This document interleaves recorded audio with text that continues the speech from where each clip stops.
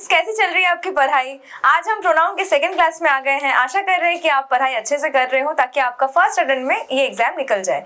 ठीक है, प्रोनाउन के सेकंड क्लास में हम कुछ नए कॉन्सेप्ट्स देखेंगे। Let's start. एज और देन एंड द केस। जब यहाँ पे कंपैरिजन की जा रही है दो प्रोनाउंस के बीच में, तो कौन सा केस लगेगा वो हमें देखना पड़ेगा। ठीक है, जैसे देखो यहाँ पे एक सेंटेंस है, she is as tall as me. ये गलती है। और सेकंड में देखो, she is as tall as I. She कौन सा है, कौन सा केस है, सब्जेक्टिव केस, सब्जेक्ट है। और आई क्या है, ये भी सब्जेक्ट है। तो अगर मैं दोनों चीजों को, मतलब दोनों इंसानों को तुलना कर रही हूँ, तो दोनों का केस सेम होना चाहिए, है ना।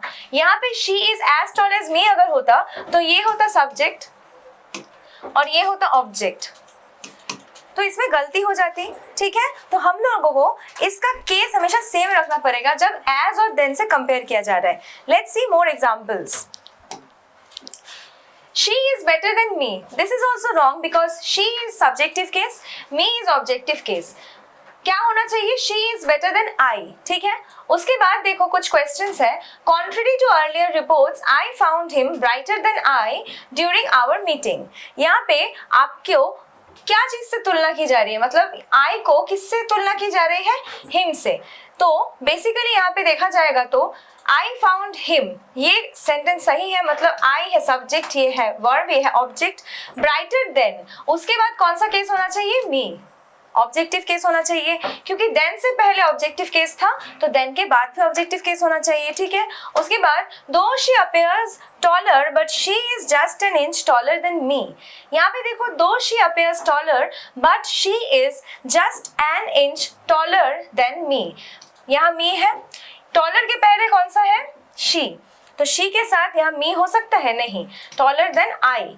ठीक है, शी इज, शी है सब्जेक्ट, इज है वर्ब, तो ये स्ट्रक्चर सही है। उसके बाद देखो, टॉलर मतलब तुलना की जा रही है, देन किससे तुलना की जा रही है, मेरे से, आई, आई होगा सब्जेक्टिव केस। ठीक है, उसके बाद no the typist in this office is as slow as हर।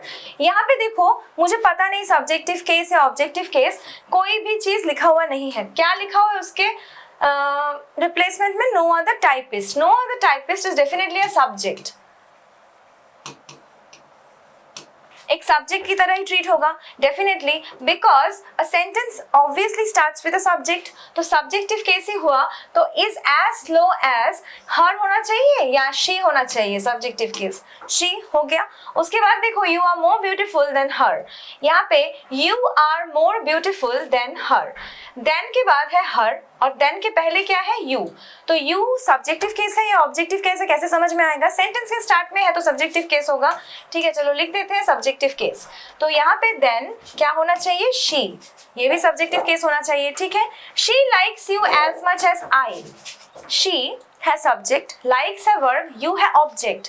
अगर ये यू ऑब्जेक्ट है तो एज मच एज, उसके बाद ऑब्जेक्ट होना चाहिए था me. I respect you more than he. ठीक है, आई क्या है, सब्जेक्ट है, रेस्पेक्ट क्या है, वर्ब है, यू क्या है, ऑब्जेक्ट है, उसके बाद मोर देन है, उसके बाद देखो ही है, तो ऑब्जेक्टिव केस होना चाहिए था इसके जगह पे। ठीक है, ऑर्डर्स ऑफ पर्सनल प्रोनाउंस, जो पर्सनल प्रोनाउंस के एक ऑर्डर को, सीक्वेंस को फॉलो किया जाता है, वो यहाँ पे लिखा हुआ है, जनरल ऑर्डर। मैंने फिलिंग द ब्लैंक्स के क्लास में आपको ये चीज समझाई थी। आज हम इसको डिटेल्स में समझेंगे ताकि प्रोनाउन से रिलेटेड, ऑर्डर से रिलेटेड अगर कोई भी क्वेश्चन आए तो उसमें आपकी कोई गलती ना हो।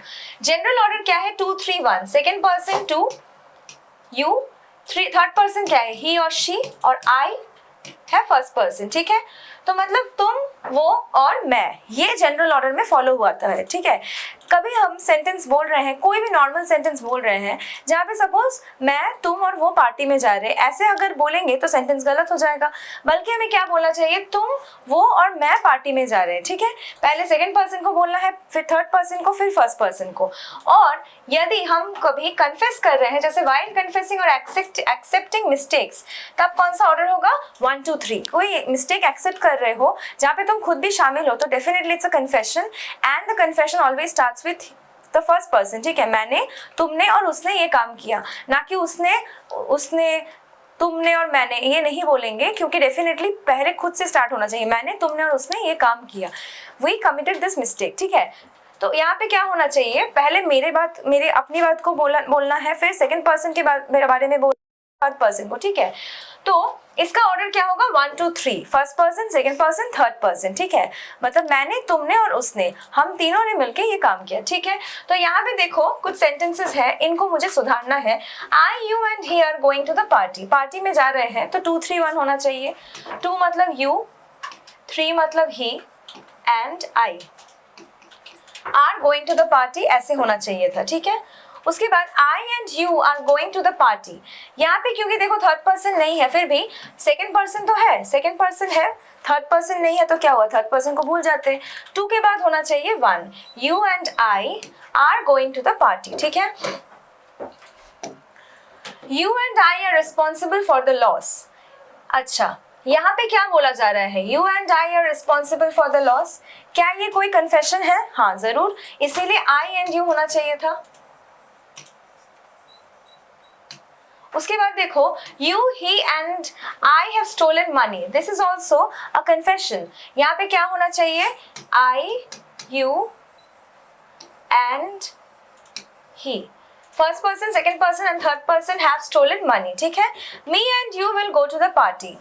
Me तो नहीं होगा, ठीक है, क्योंकि me object है और object नहीं आता, subject आना चाहिए। यहाँ पे क्या होना चाहिए था, 2 होना चाहिए पहले, उसके बाद फर्स्ट पर्सन होना चाहिए। You and I will go to the party. She distributed the money between me and you. अच्छा, she distributed the money between me and you, यहाँ पे भी यू एंड मी होना चाहिए था, यू एंड मी। क्यों? क्योंकि यू है सेकेंड पर्सन और मी है फर्स्ट पर्सन, ठीक है। उसके बाद देखो डिस्ट्रीब्यूटिव प्रोनाउंस, डिस्ट्रीब्यूटिव, डिस्ट्रीब्यूशन, ठीक है। फर्स्ट जो डिस्ट्रीब्यूटिव प्रोनाउन है उसको बोलते हैं ईच, यूज्ड फॉर 2 और मोर देन 2 पर्सन्स और थिंग्स। जैसे कि यहाँ पे एक सेंटेंस है, each of the 10 students came late. ये जो प्रोनाउन है इसको कब यूज करते हैं, जब 2 से ज्यादा पर्सन या थिंग्स होते हैं, ठीक है। Each of the 10 students came late, यहाँ पे 10 स्टूडेंट्स की बात की जा रही है, इसीलिए each. Each of the 5 boys is going there, 5 boys है, मोर देन 2 है, तो इसीलिए ईच, ठीक है। उसके बाद देखो आइदर, आइदर वर्ड का क्या मतलब है, 1 आउट ऑफ 2, दोनों में से कोई एक। Note, use for only 2 persons of things. Okay, 2 लोगों के लिए या 2 चीजों के लिए यूज किया जाता है। आइदर ऑफ द 2 पर्सन्स और थिंग्स, ये एक सेंटेंस है, मतलब दोनों में से कोई एक पर्सन या फिर कोई एक चीज।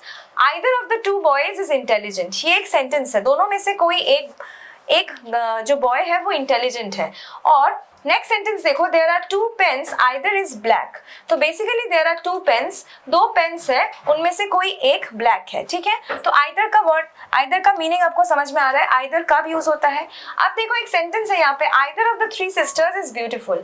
ये सेंटेंस क्यों गलत है, क्योंकि यहाँ पे 3 सिस्टर्स है और आइदर हमेशा 2 के लिए यूज होता है, ठीक है। उसकी जगह पे हम ये लिख सकते हैं, any of the 3 sisters is beautiful, या फिर हम लिख सकते हैं each of the 3 sisters is beautiful. But any और ईच का डिफरेंस है। ईच मतलब हर एक सिस्टर, तीनों में से हर एक सिस्टर सुंदर है, और एनी मतलब तीनों में से कोई एक सुंदर है, ठीक है। नाइदर, आइदर की तरह नाइदर मतलब दोनों में से कोई भी नहीं। Not the one not the other.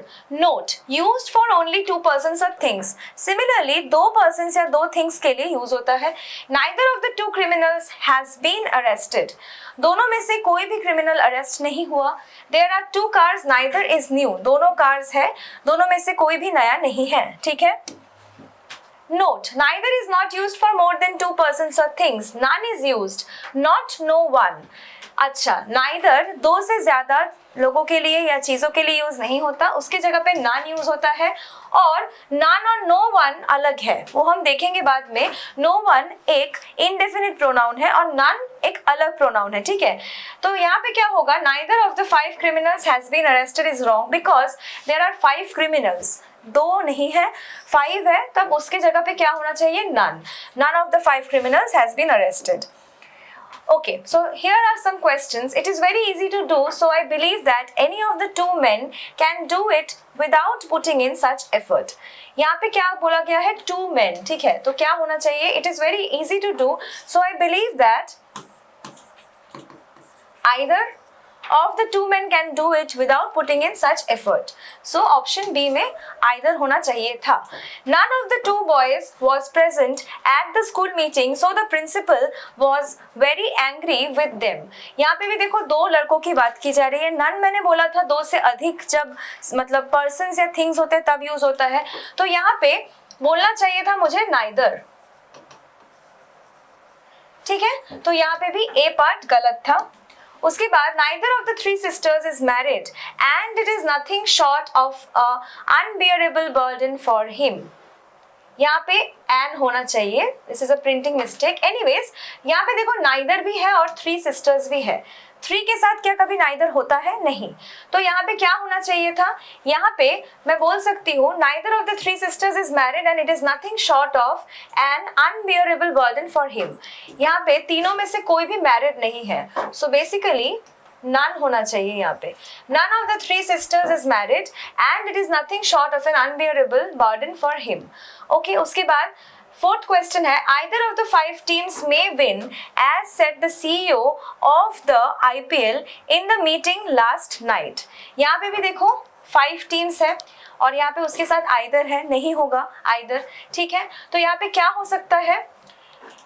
either की जगह पे हम लिख सकते हैं any. ठीक है, any of the 5 teams may win as said the CEO of the IPL in the meeting last night. क्योंकि मतलब पांचों टीम्स में से कोई एक जीत सकता है, इस सेंस में बोला जा रहा है. उसके बाद देखो यहाँ पे लिखा है none of his legs will be amputated. अच्छा, his legs कितने हैं? 2. तो दो जब लोग मतलब दो जब सब्जेक्ट्स या लोग हैं तो यहाँ पे क्या बोल सकते हैं हम? neither. ठीक है, उसके बाद there are 2 books, you may take any one. 2 books की बात की जा रही है, you may take either one. ठीक है, उसके बाद अभी हम फिर से थोड़ा ऑब्जेक्ट सब्जेक्ट ये सब जान लेते हैं. फिलहाल ऑब्जेक्ट सब्जेक्ट तो हम जान चुके हैं, अभी ऑब्जेक्ट को देखते हैं. ऑब्जेक्ट मतलब नाउन या प्रोनाउन. मैंने ये रिपीटेडली आपको बोला है, इस चीज को बहुत अच्छे से जानना पड़ेगा ताकि हम आगे वाले कॉन्सेप्ट्स को समझ पाए. Verb plus object. वर्ब का जब क्वेश्चन करते हैं व्हाट या होम से तो निकल आता है ऑब्जेक्ट. ठीक है, ऑब्जेक्ट कब लगता है और कब नहीं वो हमें पहले पता है. ट्रांजिटिव वर्ब होता है जब ऑब्जेक्ट लगता है और इनट्रांजिटिव वर्ब मतलब जब ऑब्जेक्ट नहीं लगता है. अभी देखो प्रेपोजिशन प्लस ऑब्जेक्ट भी एक चीज है. प्रेपोजिशन के बाद भी एक ऑब्जेक्ट होता है लेकिन वो वर्ब का ऑब्जेक्ट नहीं है, वो प्रेपोजिशन का ऑब्जेक्ट है. ठीक है, वर्ब के बाद अगर नाउन या प्रोनाउन है तो वो वर्ब का ऑब्जेक्ट हुआ और प्रेपोजिशन के बाद अगर नाउन या प्रोनाउन है तो वो प्रेपोजिशन का ऑब्जेक्ट है. ठीक है, अभी देखो यहाँ पे कुछ लिखा हुआ है ट्रांजिटिव वर्ब. वही सारी चीजें जो मैंने दोहराई है बार बार फिर से बोल देते हैं. Always takes an object. Preposition नहीं है यहाँ पे. एक ट्रांजिटिव वर्ब के बाद प्रेपोजिशन होता है तो वो ऑब्जेक्ट नहीं होता है बल्कि नाउन या प्रोनाउन होना चाहिए. और एक ट्रांजिटिव वर्ब हमेशा एक नाउन या प्रोनाउन के पहले बैठता है. ठीक है, रिप्लाई ऑफ व्हाट और home after the verb is called the object. Object क्या है? जब हम वर्ब को क्वेश्चन करते हैं व्हाट या होम से तो आता है मेरा ऑब्जेक्ट. ऑब्जेक्ट मतलब नाउन या प्रोनाउन. ठीक है, उसके बाद देखो intransitive verb which doesn't take any object, जिसके बाद कोई ऑब्जेक्ट नहीं होता. अब देखते हैं कुछ क्वेश्चंस है. He kicked the ball. क्या ये ट्रांजिटिव वर्ब है? हाँ, डेफिनेटली ट्रांजिटिव वर्ब है क्योंकि क्या है? He kicked what? The ball. She killed him. She killed whom? Him. Transitive. यहाँ पे लिखा हुआ है I am going to London. I am going what? I am going home. कोई आंसर नहीं आता और वर्ब के बाद आता है प्रेपोजिशन. सो ये भी क्या है? इंट्रांजिटिव है. She speaks loudly. She speaks what? She speaks whom? कोई आंसर नहीं आता तो ये भी है इंट्रांजिटिव.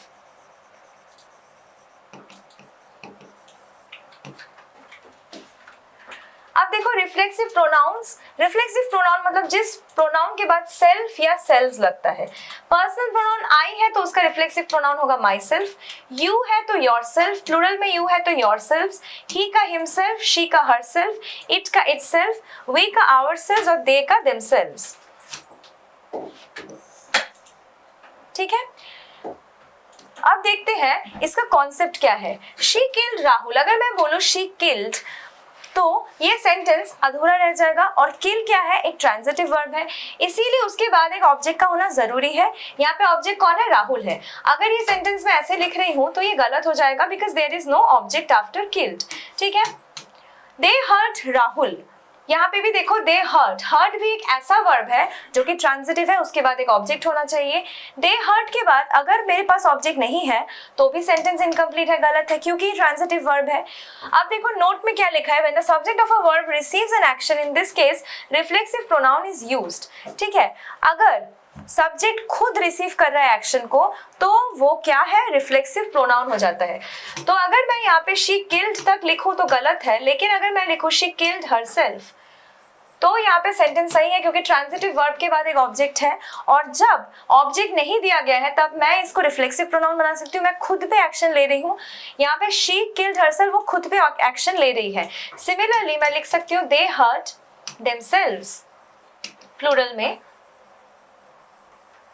इसका क्या मतलब हुआ, ये खुद पे एक्शन हो रहा है। ठीक है, अब देखो note, an object is always used after all these verbs and if the object is not present in this case reflexive pronoun is used.